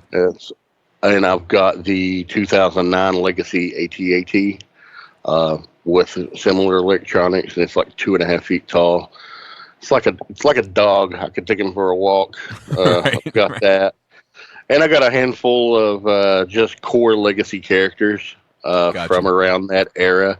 A few stormtroopers, a couple of variations of Vader, a couple representations of Luke, a couple of Han. Chewie, 3PO, R2, Leia. Have you dipped your toe into the 112th line? I have not. Okay. I have not. They are gorgeous. The only one, I was thinking 1/6, sorry.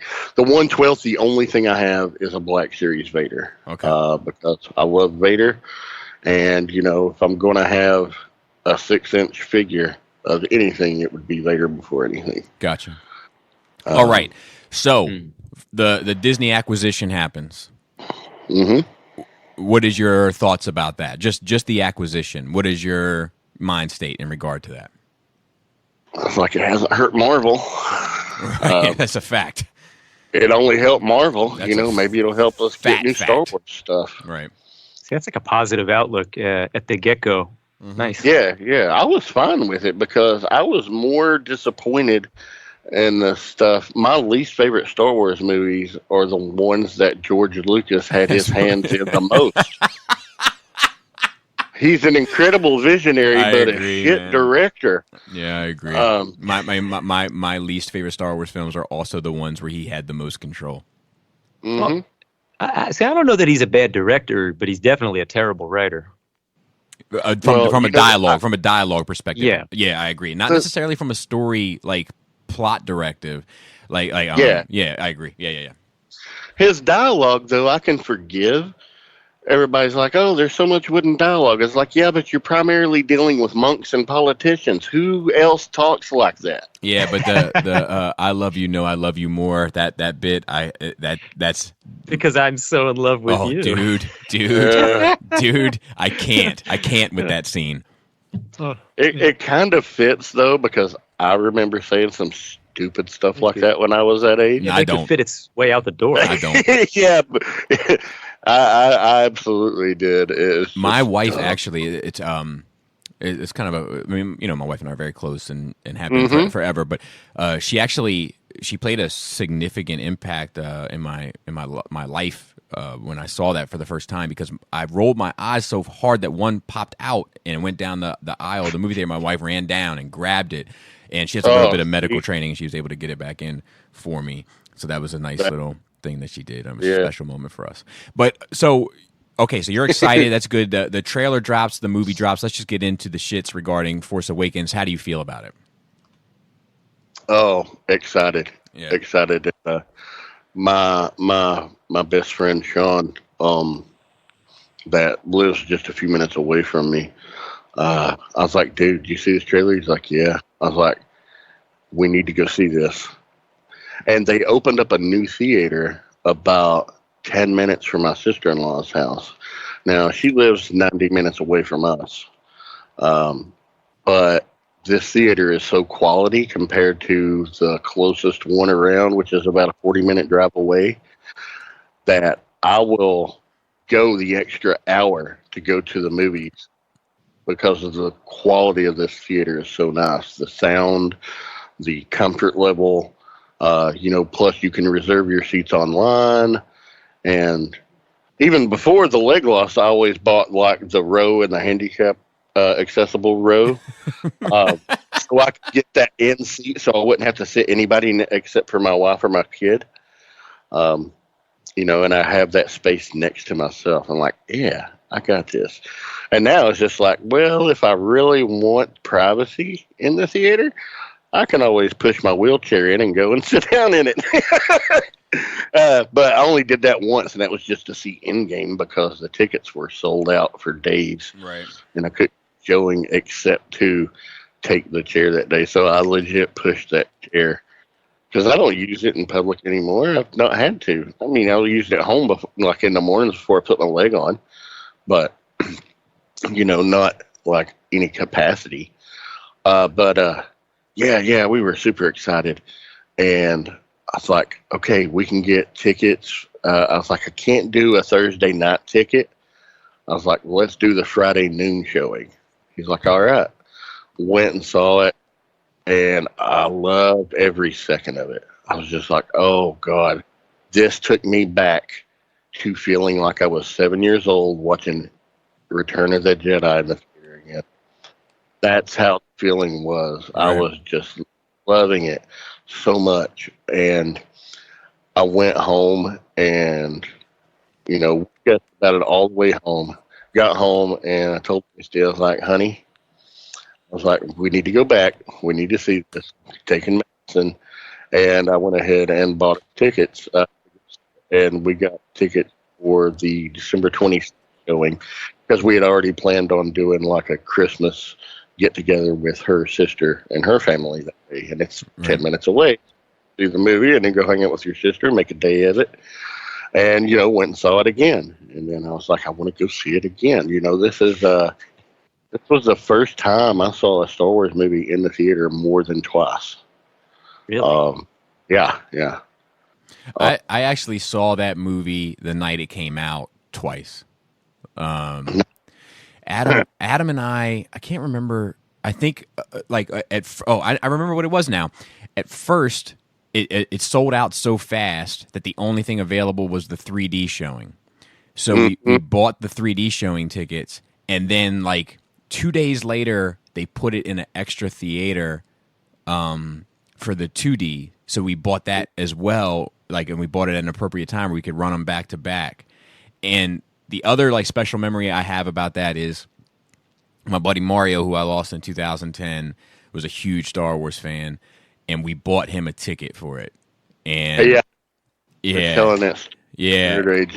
And that was great. That lady's like, no, he's here. Yeah, dude. Because it was packed, and everybody was fighting for a seat and asking people to move down and all this. And we had kept an empty seat for them, and they were asking people to move down. And I had that empty seat, and I was like, man, I got to say something. So I said to the lady, I was like, look, told her the story, and I was like, if we need to move down to accommodate somebody, then I guess we can. And she was like, no, he's here. And I was like, it makes me want to. It makes me well up. I'm welling up right now just thinking about it. Yeah, Powerful. It's so touching. And that goes to show they're still good in this fandom. Yeah, for sure. For sure. Absolutely. I could get into a whole thing on that, but I was just a celebration this year, and I can tell you there was 65,000 pieces of good in this fandom. But anyway, the so you enjoyed it thoroughly. That's awesome. Did you were you did how much did you get caught up in the mystery box element of it? You know, the who is Rey, who is Snoke, the Plagueis, the Solo Skywalker, all the kind of theories and speculation that were really swarming at the time. That I don't think we've really seen anything similar to, at least, you know, prior to 80 to 83. I don't think we'd seen anything remotely close to that. Where did you get caught up, if at all, in that? Very little. I've, speculated, okay, is Rey, like, Han gives her these looks of admiration and affection. It's like, is she Han and Leia's kid? I agree. Is she Luke's kid? Does Han know this girl from somewhere, or is he just taking a shine to her, so to speak? I speculated a lot about Rey. Speculated a lot about what exactly caused Kylo to go the route he did. Right. But other than that, not too much. I just like the not knowing and going along for the ride kind of feel. But I do enjoy the speculation. But I didn't go like, okay, what about this and what about this? And then I got to thinking, okay, with this most recent trailer, we'll get there. I got some more thoughts on it, but at the time, not too much. So I got a couple of fun facts about Force Awakens. For one, Harrison Ford is the headliner of that show, of that movie. Like, he is top billing for it, which is the first time that he's been top billing for a Star Wars movie, and simultaneously it's the first time a non-Force user has been credited for top billing for a Star Wars movie up until that point. And also, when Finn and Rey ask Han if he is the Han Solo, he replies, "I used to be," which is borrowed from his real life interviews, or when people would meet him on the street and be like, "It's Han Solo," he says that's like his go-to line, "I used to be," and that's where that line comes from. Oh, that's a nice little thing that they let him work that in. Yep. So then we have Rogue One. Yes. What are your thoughts, comments, courtesies, and concerns regarding Rogue One? Unlike my fellow castmate Russ the Muss, I absolutely adore Rogue One. Yeah, dude. That movie is right up there with Empire and Last Jedi for me. Yep. It's my top three. Me too. I love Dude, that's your top movie. three? That's my top three. That's my top three. Empire, Rogue One, Last Jedi. That's my top three. Exactly. Yeah. Rogue One put the wars in Star Wars. That was a gritty, wonderful war story that set everything up and made me look at A New Hope in such a new light. Yep. It really, really spoke to me, and I loved it. Eat it up. Yeah. Wonderful story. And I don't care. Somebody can say, and I won't name drop him again.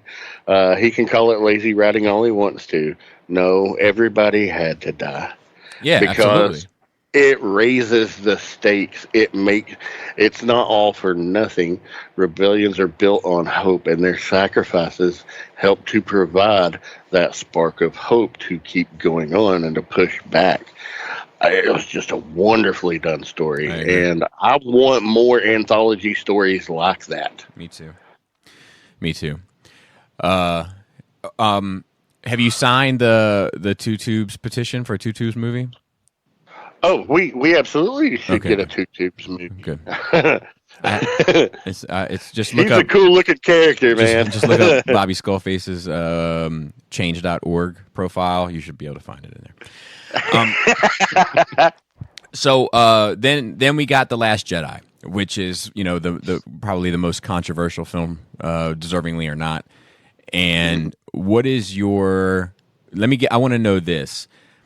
The moment that you saw it, walking out of the theater, what are your takeaways at that point?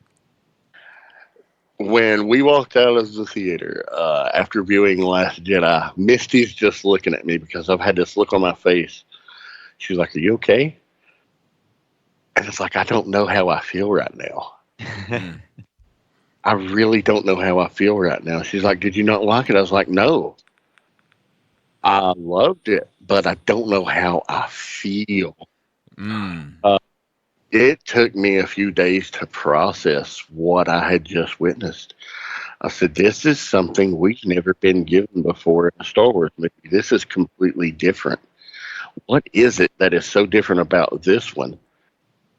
And, you know, at the core, that movie is all about hubris and arrogance and how everybody fails to learn from it except for Luke. Yep. And how Luke just did what he did to save everyone that was left in the end in the most Jedi way imaginable and a way we had never seen before. You know, after seeing multiple failures on the Resistance's end and people not learning from their mistakes until it's too late. And just that movie, there's so much packed into it. It's so well done. And it kills me to hear people say, "Oh, that's dumb, hyperdriving into a ship. Why didn't they do that in the first Death Star?" Well, you know, you got to look at speed and velocity and mass. An X-wing couldn't do that against a Death Star, whereas a cruiser of similar size and a right point could do so. You know, why doesn't the Empire just jump ahead and attack them in a pincer attack? Right. Well, why risk casualties when you know out of fuel? This is the tactically sound maneuver. It's also a cruel maneuver because you can let that fear and that knowledge of impending doom seep into your opponent's mind. I mean, that's just the way I would do it if I were Hux. Right. But there's just so much about that movie. It took me a couple of days to sit there and accept that they finally done it. They finally given me something that wasn't a part of the formula, that is different enough to stand out, and gave me something new, and I love it. I was shocked that Luke just became one with the Force at the end. That was just like, I can't believe that just happened. You know, so that first night it was just like shock. But over the weekend processing it, I was just like, this movie is amazing. Yeah, I asked that question because when I walked out of that theater, I was like, I love this and I don't know why. You know, and it took me, I think, 3 viewings before I was like, this is it. This is why. It's because it is challenging, I think, to the viewer as to what is the right choice to make in battle from a Jedi perspective, a true Jedi perspective, and to really kind of walk the walk, you know, and not just talk the talk. And it plays in so much to, you know, I remember those conversations during the prequel era that people would have, like, you know, and when I say this, I mean Star Wars fans, not like casuals or whatever, where they would be like, you know, are the Jedi good? You know, where they're kidnapping children and, you know, taking them for their forces and, you know, like, and they're serving, you know, political interests, and like, are they at their heart and soul, are these heroes? And it's hard to use them that way. Correct. And then for Luke to kind of see through that, you know, and then make changes that you know, deconstruct, you know, what a Jedi's role should be in the galaxy, and then live to the true fruition of it. And then like, it's the beauty of it all, man. Like, it's the tying together of the prequels and the original trilogy, along with seeing the complete growth and acceptance of destiny in that character. Like, it frustrates me that I feel like it goes unnoticed, you know, by a lot of people that are critical of the movie, and whether that criticism is valid or invalid. You know, like when I say valid, I mean like people are like, well, look, I don't think Luke would be this way because of this, this, and this. I think that's a valid criticism. But when people are like, well, you know, Rose Tico is fighting for animal rights, I'm like, okay, I'm no longer interested in having this conversation with you. Yeah. I don't see that at all. Her fighting for animal rights. But yeah, I I think that's a movie where time is going to tell. Go ahead. Yeah, I think this one in the end, as long as the vocal minority will stop talking about it, in the end, over time, this will be revered as Empire is. I agree.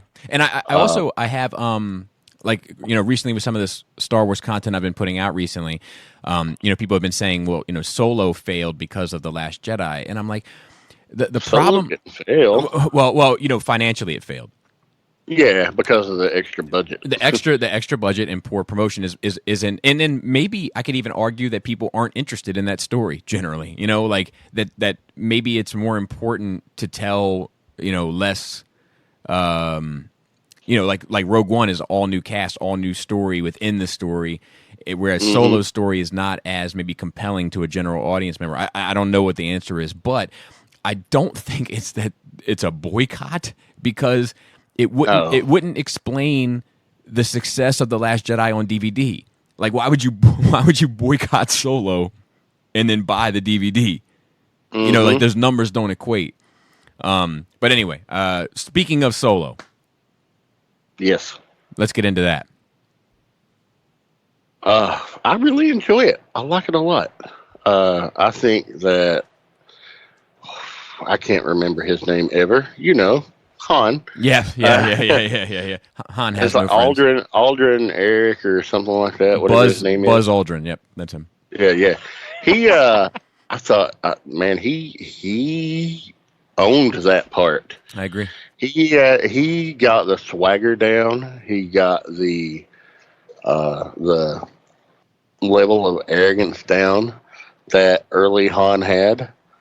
And to see him like he's got these dreams in the beginning. He rose from gutter trash and he's going to make a name for himself. And he's got these dreams, and you can see him become disenfranchised. And over the course of the movie, you see him starting down that path of cynicism and, okay, I look out for me. You see that being planted in him. Of course, he still, ultimately we know he wasn't that way permanently, but we can Right. see how he got there. We see those seeds being planted. And the whole him shooting first at the end was just absolutely wonderful. Right.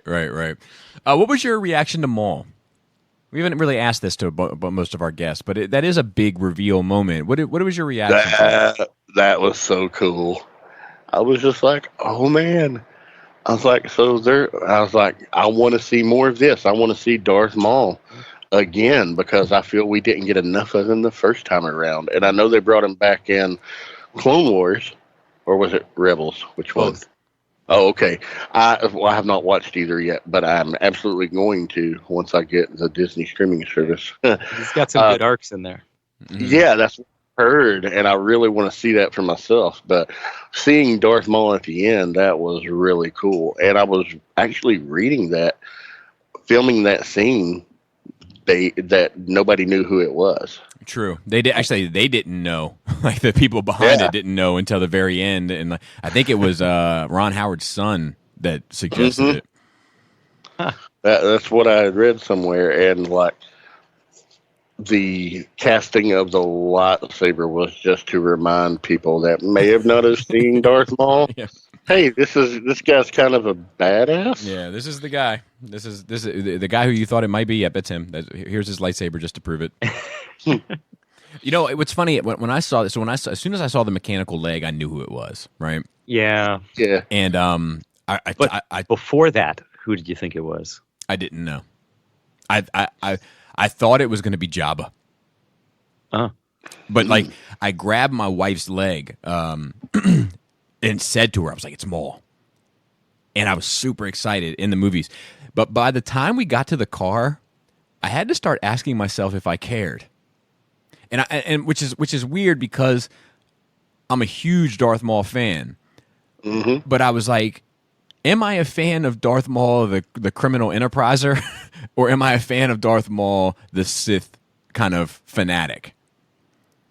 Like that character does change, and I'm not sure if it like it might have been one of those things for me. I feel like that reveal is for me what a lot of the Yoda lightsaber duel is for a lot of others, where at first it's all the glitz and glam of it and you're kind of taken back by the lights and sounds, and then when you get home you're like, wait a minute, was that cool?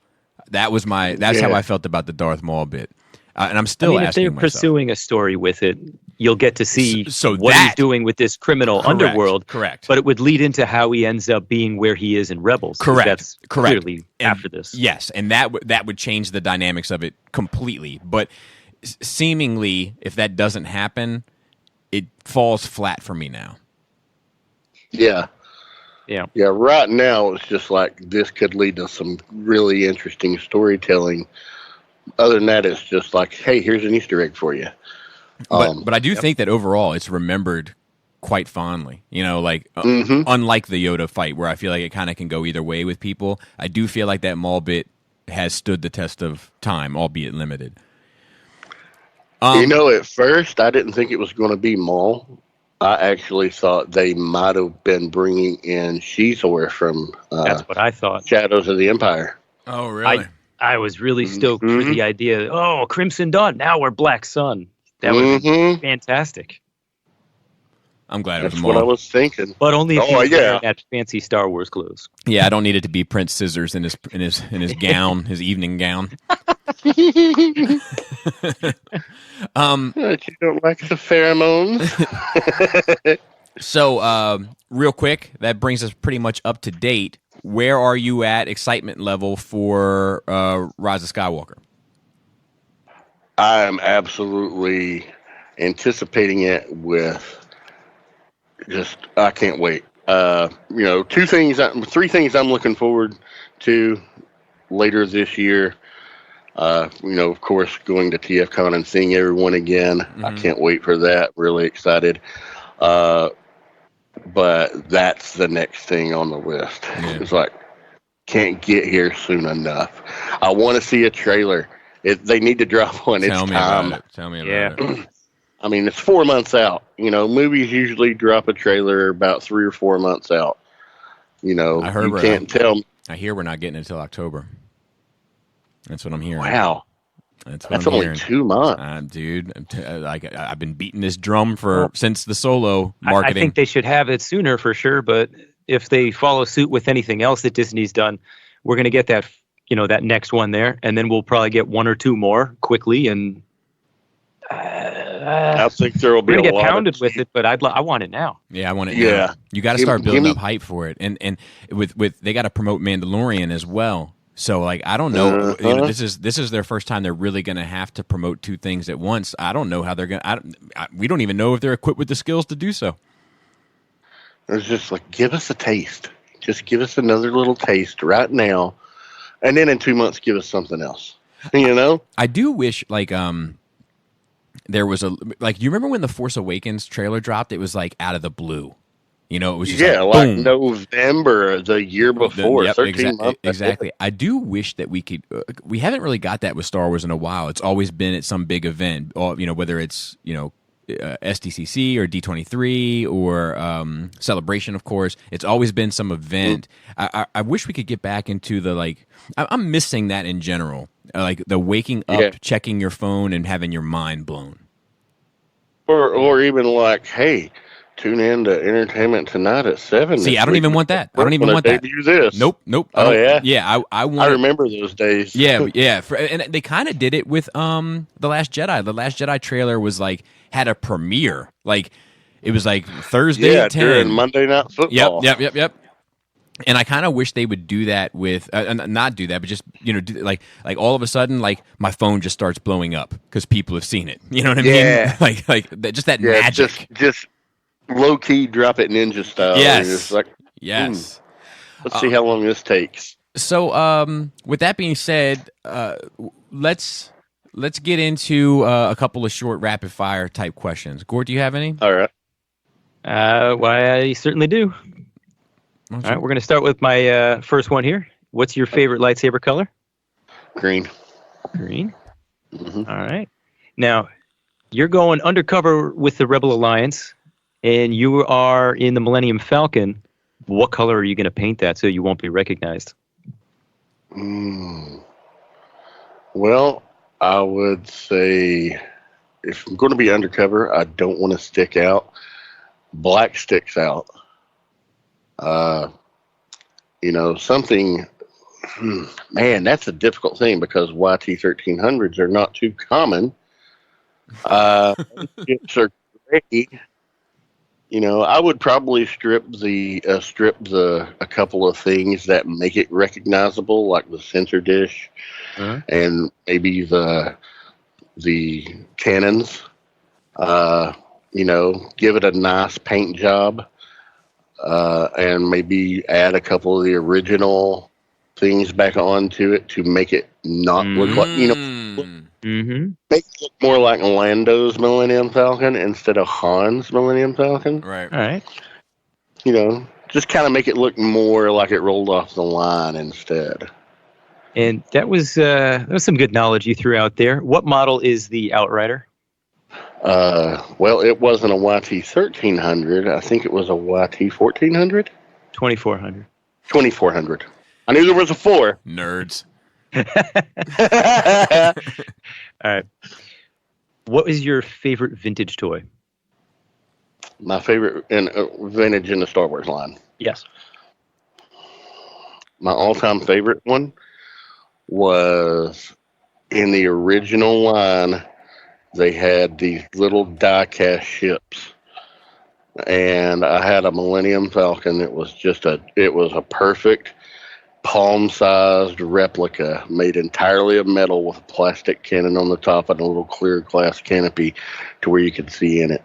That thing I kept in my pocket for years.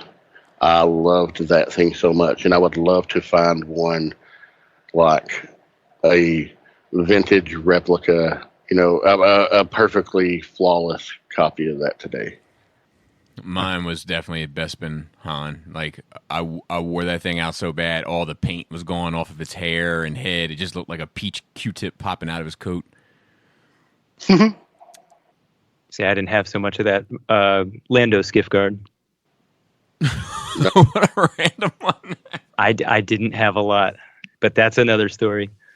Best moment in a Star Wars trailer? Oh. Ooh, that's a good one. For me, it would have to be, because I don't remember seeing the trailers for Empire growing up. I do remember seeing the trailer for Jedi. But it wouldn't be from the original trilogy. Yeah. Those trailers are fucking trash anyway. You had the old time. Experience this. Yeah. Honestly, I kind of have to think right now, in the moment, the Palpatine laugh at the end of the Rise of Skywalker trailer. Ooh. That's a good choice. What is yours, Gort? Mine? Yeah. Oh. I think the special edition trailer where the X-Wing flies off the TV. That's ridiculous, but I love that. It makes sense. It makes sense in some weird way. Mine is definitely Darth Maul's second blade igniting in that original Phantom Menace trailer. Like, it blew my mind. Like, just one of those things I never thought was even in the realm of possibility. All right. Next one. You got any more, Gord? Or want me to I got a couple more. Okay. Favorite color for Power of the Force 2 carded figures? The orange. I like the purple. Oh, yeah, that was good looking. And as much as I love shadows, it's less about that. I just like purple. Most useless stormtrooper? Sanitation trooper? Was that Finn, right? Well, I mean, it turns out as a stormtrooper, he was pretty useless. Yeah. I don't know. I don't know. Actually, that might inadvertently be the correct answer. I'm. You know what? Right now. Honestly, it's Phasma. Apparently. I wish they would have left that deleted scene in that Yes. movie. That needed to be in the Oh, movie. that Really was bad. so good. How she sees that he's breaking through to them, and they're getting ready to turn on her, and then she Yeah. takes him out like a badass. Yep. That should have been left in to give her some on-screen credibility. Well, and not only that, but Mhm. it's the cultural components that it raises in regard to the stormtroopers and kind of where their loyalties lie, and being able to see through that shiny armor, and see the real person beneath it, and the flaws that are there, like the inherent flaws. Like it was, I'll never understand why that scene isn't in there, and we spend so much time on Canobite. But go ahead. You walk into a cantina. What are you going to order? Blue milk. Yep, you got to try it. You got to try it. Well, I mean, It's the right answer. It's the right answer. I'm not a drinker anyway, so I'll tell you what, your family can put away some coffee, though. God bless. got a pot brewing right now. I had to buy a whole thing of K-cups. I almost thought that we weren't going to have enough for breakfast the next morning when we checked the inventory. Dude, I felt bad about that because we brought our own. And Laura's like, "No, go drink this." Is like, "You sure?" Like, we drink a lot of coffee. We brought our own. Yeah, we didn't. We didn't know what a lot meant. A lot is a relative term. Next year we're going to get the second pot going. I'll bring it. Yeah. No, blue milk is the right answer. Let me rattle a few off. What is your favorite Jedi?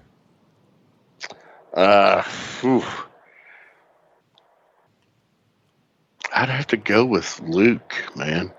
I really do. Favorite dark side user? Vader. Yeah. What is your favorite character from the prequels?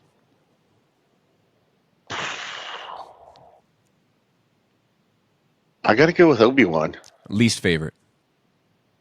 Jar Jar. Favorite from the sequels? The current ones, right? Correct. Rey. Least favorite? Finn. And what is your favorite character of the saga non-force using? Oh, Han. Yeah, for sure. That is also the correct answer. Oh, absolutely. It's like, if you're going to be anybody, be like Han. Yeah, for sure. I thought it was be like Batman. Well, who can live up to those standards, Gort? Yeah, you got to have money to be like Batman, and you can be like Han any day. You got to have a lot of determination to be like Batman. Like I get too stuck in the bullshit. I'd be on that track for like 10 minutes, and then I'd be like, oh, well, never mind. I'm going to do this. I'm going to have these Fritos instead. That will pretty much can wrap this episode up. Josh, let them know where they can find you if you're interested in them finding you, or what shows they can find you on, or anything like that you'd like to plug. Yeah, sure. I'm on 2 different podcasts. One is Weird called Flex. Yeah. One's all queued up, and you can find it on any audio listening platform. My buddy and I, we review exclusive streaming content, and then we do an off week where we just kind of do like our B-sides, our BS sessions. And then on Friday nights on the Realm of Collectors YouTube channel at 9 p.m. Eastern, roughly, we do a show called MPSP Theater. And tonight is actually our 1-year anniversary show. So you're doing a lot of podding these days. You're doing a lot of podding today. Yeah. Nice. But other than that, my name on Facebook, public profile, all of my social media links, my Instagram, my Twitter feed, everything is linked there. If they want to follow me, they can. And that's Josh Fisher. Yep. Okay. Thank you for coming on. It was a great conversation. We're going to go ahead and wrap this up so that we can do our little name game trivia. And, Gort, you got anything you want to say before we get out of here? Chittipitan. Take care.